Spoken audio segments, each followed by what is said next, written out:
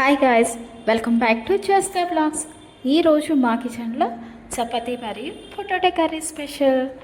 Potato curry అంటేనే చిన్నపిల్ల వాళ్ళ నుంచి పెద్దవాళ్ళ వరకు ఇష్టపడిన వాళ్ళు ఎవ్వరూ ఉండరు. ఇప్పుడు మన పొటాటో కర్రీ రెడీ చేస్తున్నాను. పొటాటో అంటేనే ఇంట్లో ఒక సెలబ్రిటీ లాంటిది.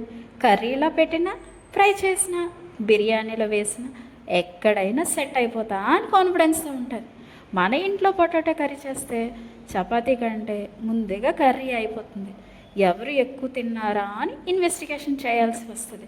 స్మెల్ వచ్చిందంటే చాలు, కిచెన్ దగ్గర అటెండెన్స్ ఆటోమేటిక్గా పెరిగిపోతుంది. మరి మీ ఇంట్లో పొటాటో కర్రీ లవర్స్ ఉన్నారా? కామెంట్లో చెప్పండి. పొటాటో కర్రీ చెఫ్ స్టైల్లో చేద్దాం అనుకున్నాను, కానీ ఫైనల్గా అయితే అమ్మ స్టైల్లో సూపర్గా వచ్చింది. పొటాటో కర్రీ చేస్తున్నంతసేపు కూడా మా పిల్లల కిచెన్లో నుంచి అయితే కదలలేదు.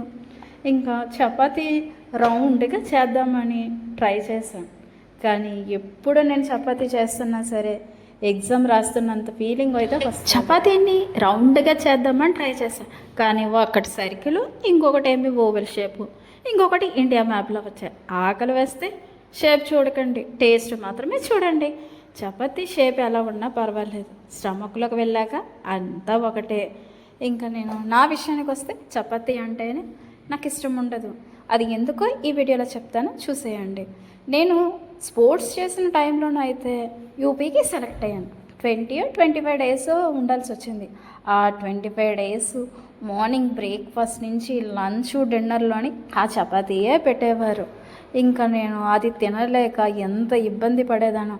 మన ఆంధ్ర వాళ్ళకి రైస్ అంటేనే ఇష్టము, రైస్ని ఎక్కువ ఇష్టపడతారు. సేమ్ నేను కూడా అలాగే. ఇంకా నాకు అక్కడ పోయింది చపాతీ మీద ఇష్టము. నా కోసం అయితే నేనైతే రైస్ వండుకున్నాను, పిల్లలకి కూడా కొంచెం రైస్ అయితే పెట్టానండి. ఇంకా మా హస్బెండ్ కోసం అయితే చపాతీ అయితే చేస్తున్నాను. ఇంకా కొంతమంది వెయిట్ లాస్ అవ్వాలి అంటే నైట్ చపాతీ తినాలి అంటారు కదా, అందుకోసమే నేను మా హస్బెండ్ కోసం అయితే పొటాటో చపాతీ కర్రీ అయితే చేశాను. ఇంకా పిల్లల కోసం అయితే రైస్ అయితే పెట్టేసి పొటాటో కర్రీ అయితే పెట్టాను. మీ ఇంట్లో కూడా మీ ఫేవరెట్ ఫ్లేవర్స్ ఉన్నారేమో కామెంట్ సెక్షన్లో తెలియచేయండి. ఈ వీడియో నచ్చితే లైక్ చేయండి ఫ్రెండ్స్.